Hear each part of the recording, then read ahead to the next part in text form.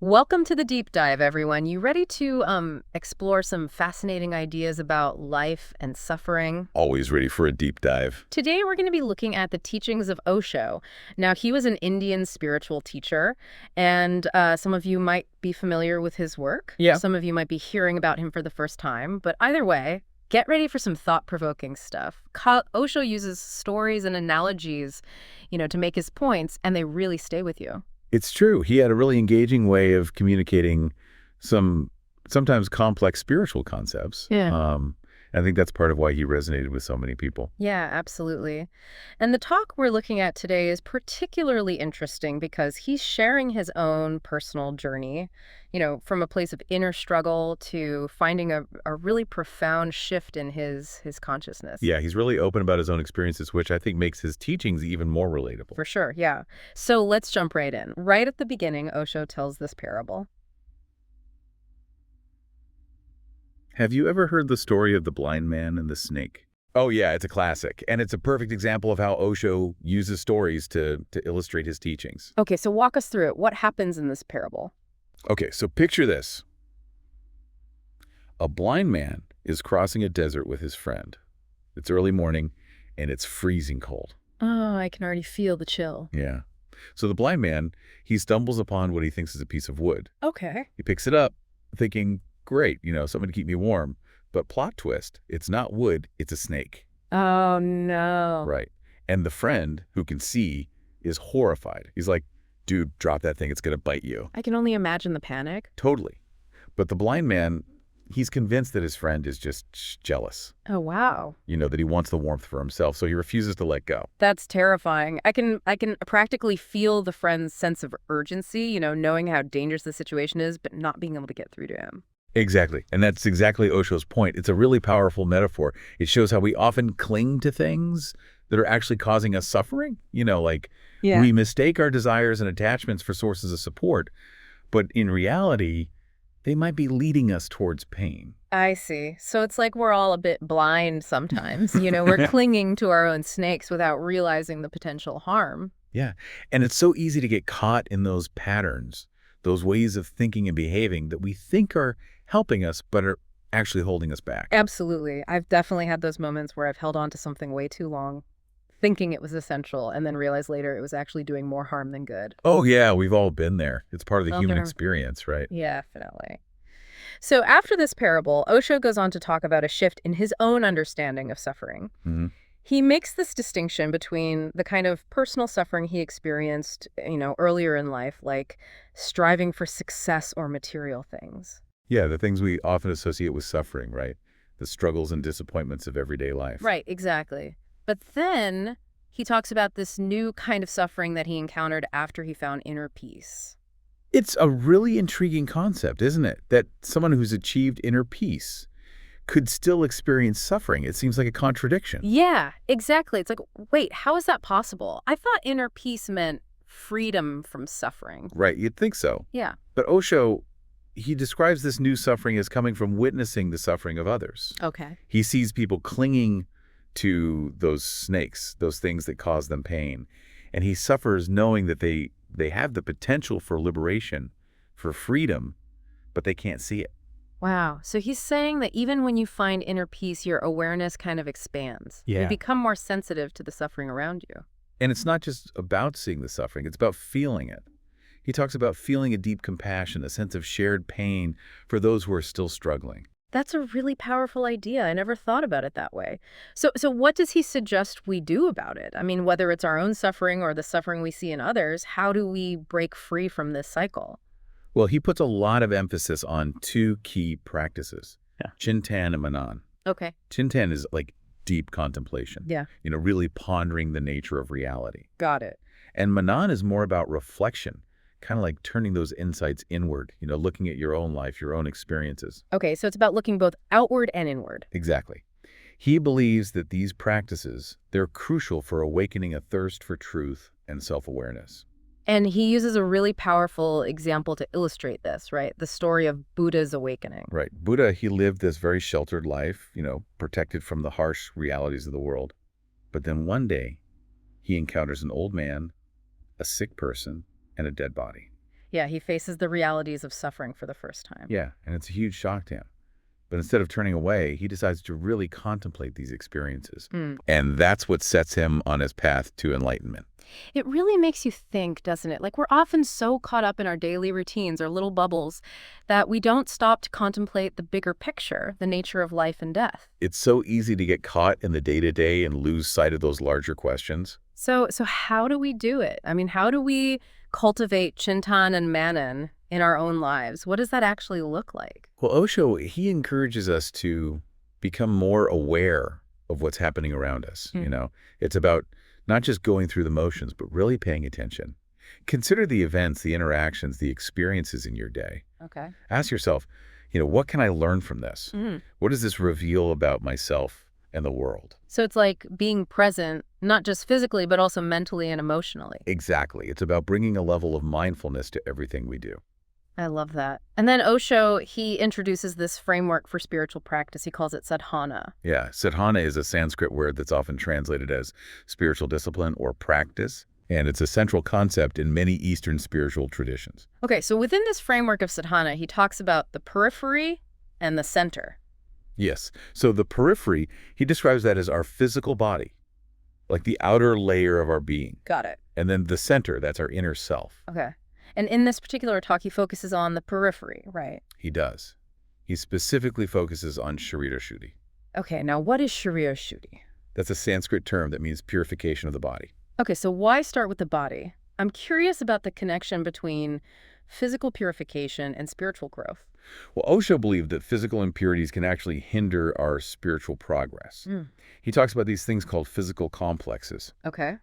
These are like knots of energy, that are created by suppressed emotions, and they can lead to tension, even disease. Wait, hold on. Are you saying unexpressed emotions can actually manifest physically? Absolutely.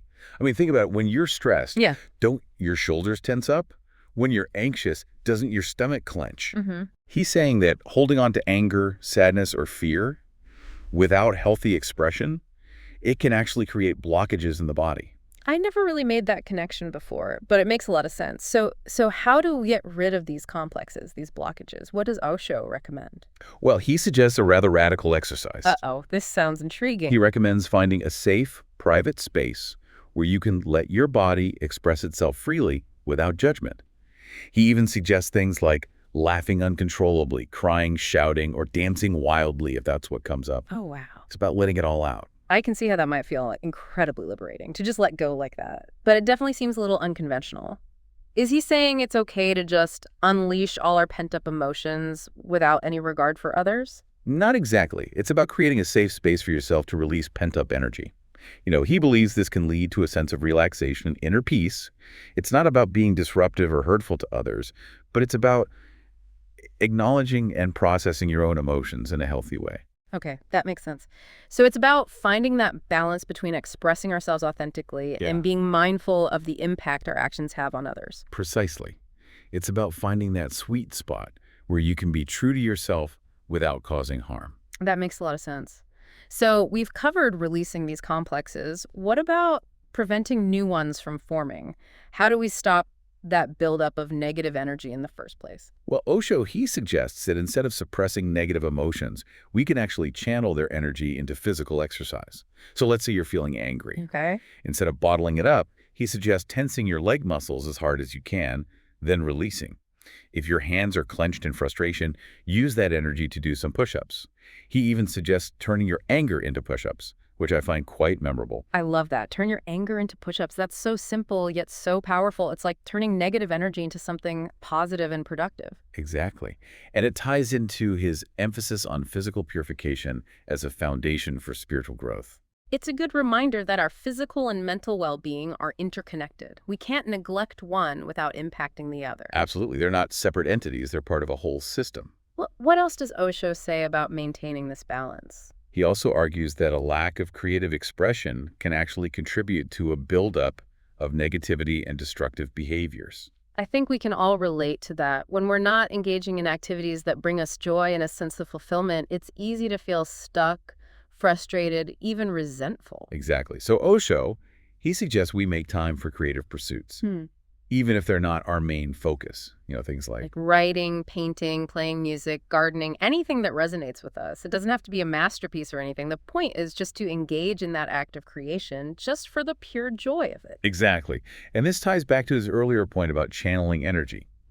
When we engage in creative activities, we're channeling our emotional energy in a positive direction. I'm starting to see a pattern here. Osho seems to be advocating for a really holistic approach to life, where we pay attention to our physical, emotional, and mental well-being. Would you say that's a fair assessment? Absolutely. He sees these basic practices as the foundation for inner exploration and spiritual growth. This is a lot to take in, but it's definitely given me some food for thought. And we've only just scratched the surface. That's right. Join us next time as we move inward, delve into the concepts of vicharshuddhi, the purification of thoughts, and bhavshuddhi, the purification of emotions. Welcome back to our deep dive into Osho's teachings.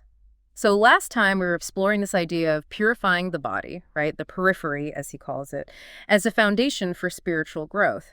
We even talked about some kind of unconventional techniques, like turning your anger into push-ups. That one really stuck with me. Yeah. Osho, he definitely challenged a lot of conventional thinking. But today we're going to be shifting our focus inward, into the realm of thoughts and emotions. We're going to be exploring vicharshuddhi, the purification of thoughts, and bhavshuddhi, the purification of emotions. This is where I get a little lost, to be honest. My mind is like constantly bombarded with thoughts. Some are helpful, some are not so much. It feels like a whirlwind up there. Right. How do we even begin to purify this mental chaos? Well, Osho, he doesn't advocate for forcefully suppressing or eliminating thoughts. It's more about understanding their nature, Okay. cultivating what he calls a detached awareness. Detached awareness. Okay, I'm intrigued, but also a little intimidated. What does that even mean? Think of it this way. We often identify with our thoughts, right? Like we believe they define who we are. Yeah. But Osho, he suggests that thoughts are like clouds passing through the sky of our consciousness. Okay, I like that analogy. We don't try to control the clouds, we just observe them. Exactly. Ah. And by cultivating this detached awareness, we can begin to see our thoughts as just transient phenomena, not absolute truths. So instead of getting caught up in their stories, we learn to observe them without judgment, without getting swept away. Yeah. It sounds like it takes a lot of practice, though, to reach that level of detachment, especially when some thoughts, they can be so persistent, so persuasive. It definitely does. It's a process, not a destination, right? Yeah. But even starting to notice our thoughts without immediately identifying with them can be a really powerful first step. Okay, that makes me think of meditation practices where you're focusing on your breath Mm-hmm. and you simply notice the thoughts as they arise, but you don't engage with them. Right. Could that be a way to develop this detached awareness? Absolutely. It's a great example of how we can cultivate this skill in daily life. Mm. And the key is to try to bring that same mindful awareness to our thoughts throughout the day, not just during meditation. Got it. Okay. Now, what about emotions? I mean, they can feel so powerful and overwhelming at times. How does bhavshuddhi, the purification of emotions, fit into all of this? Well, Osho, he acknowledges the intensity of emotions, Mm-hmm. but he encourages us to approach them with curiosity and compassion rather than fear or resistance. That's an interesting point. We're often taught to kind of suppress or deny negative emotions like anger, sadness, fear.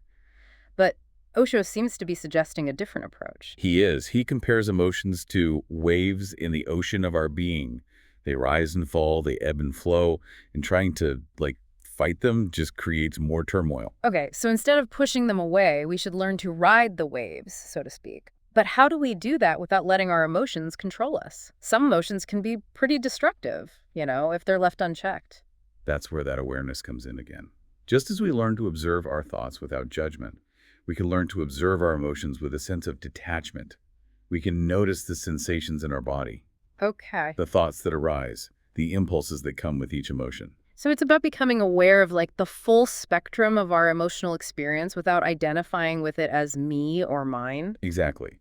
And as we do this, we gain a deeper understanding of our emotional patterns or triggers, and we can start to see the underlying causes and conditions that give rise to our emotions. I see. It seems like Osho, he sees a pretty strong connection between thoughts and emotions. Is that right? Absolutely. He emphasizes that our thoughts and emotions, they're completely intertwined. Our thoughts can trigger emotions, and our emotions can influence our thoughts. It's like this feedback loop. Precisely. Yeah. So by working on purifying our thoughts through detached awareness, we can also start to purify our emotions. And by approaching our emotions with curiosity and compassion, we can gain insights that lead to greater mental clarity. So it's all connected. Our bodies, our thoughts, our emotions, they all play a role in this journey of self-discovery and spiritual growth. Right. And Osho reminds us that this journey, it's not about achieving some distant goal. It's about embracing the present moment in its fullness. It's about cultivating awareness both inward and outward, and using that awareness to create a more fulfilling and meaningful life. This is starting to click for me now. It's not about forcing ourselves to be something we're not. It's about understanding and accepting ourselves more fully with all of our complexities. It's a process of uncovering what's already there, beneath the surface of our thoughts and emotions. That's a beautiful way to put it. It's about peeling back those layers, revealing the true essence of who we are. So where do we go from here? We talked about purifying the body, purifying the mind. What's the next step in this journey of sadhana? Well, next time, we're going to delve into the final part of this framework, sadhana itself. We'll explore the specific practices and techniques that Osho recommends for putting all of these concepts into action. I'm excited to learn more about how we can apply these teachings to our daily lives. Welcome back to the deep dive.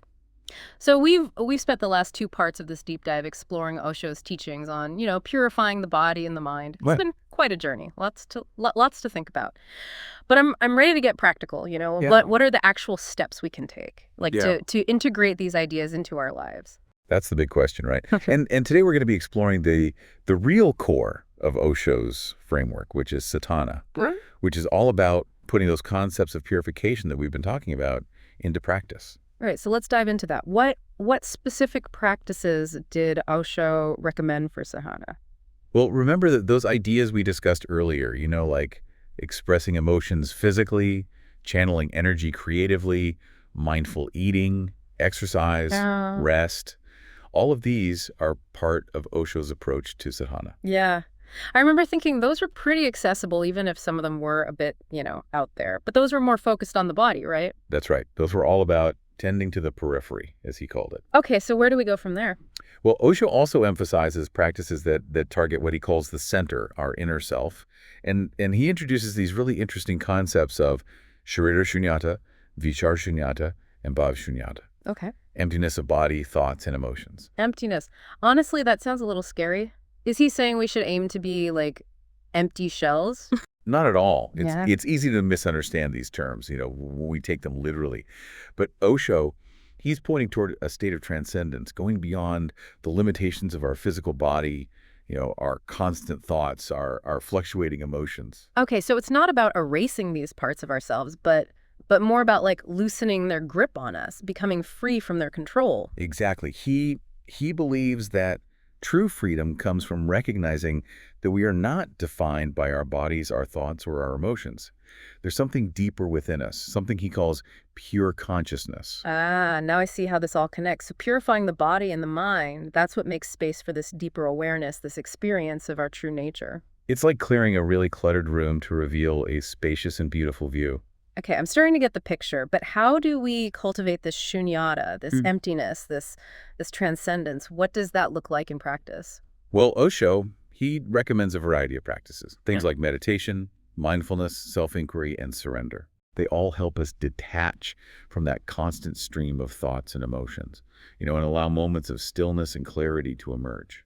Those sound like practices that require some serious dedication. Is it about reaching a constant state of bliss, or is it more nuanced than that? It's definitely more nuanced. Osho acknowledged that it's not a linear process. There will be ups and downs. There will be clarity and confusion. The key is to approach the journey with patience, with compassion, and even a sense of humor. That's a good reminder. Spiritual growth isn't about being perfect. It's about embracing that messy journey with all its ups and downs. And finding joy in the process. He encouraged celebrating each moment of awareness, each glimpse of that true nature within. So it's not about striving for some future state of enlightenment, but about realizing the potential that's already within us right here, right now. Exactly. Osho believed that everyone is inherently divine. We just need to clear away the layers that are obscuring our true nature. That's a really powerful and hopeful message. We all have this capacity for transformation, for experiencing a life full of joy and meaning. That's the essence of his teachings. a message of hope, transformation, and the possibility of living a life that's truly awake and alive. Well, this deep dive into Osho's teachings has been incredibly thought-provoking. We've explored some pretty unconventional ideas, haven't we? We have. It's been a fascinating journey exploring his unique perspective on life, suffering, and the path to liberation. Yeah. As we wrap up here, I'm left wondering if, as Osho suggests, fulfillment comes from connecting with our inner selves. How do we actually integrate these practices into our busy modern lives, with all the demands and distractions that we face every day? That's the million-dollar question, isn't it? Yeah. And the answer is going to be different for everyone. But I think it starts with small steps. Incorporating mindfulness, meditation, or creative expression into our routines, even just for a few minutes each day. It's about finding ways to cultivate awareness, moment by moment, and shifting our focus from the external to the internal. Maybe, just maybe, through those small steps, we can all experience a deeper sense of peace, joy and connection, not only with ourselves, but with the world around us. Well, thank you for joining us on this deep dive into Osho's teachings. We hope it sparked some new insights for you. Until next time, keep exploring, keep questioning, and keep diving deep. Please like, share and subscribe.